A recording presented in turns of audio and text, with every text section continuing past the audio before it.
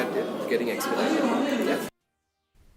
Former People's Democratic Front (PDF) Gilbert Laloo joined the All India Trinamool Congress (AITC) today at the State Party office in the presence of State Party President Charles Pingrove, TMC Milliam Bloc President Samuel Hasha and others.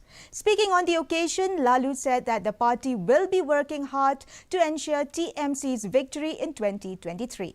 Stating that there are numerous benefits in West Bengal under the leadership of Mamata Banerjee, Laloo said that the state of Meghalaya will also enjoy such benefits if TMC comes to power, adding that TMC stands for the grassroots.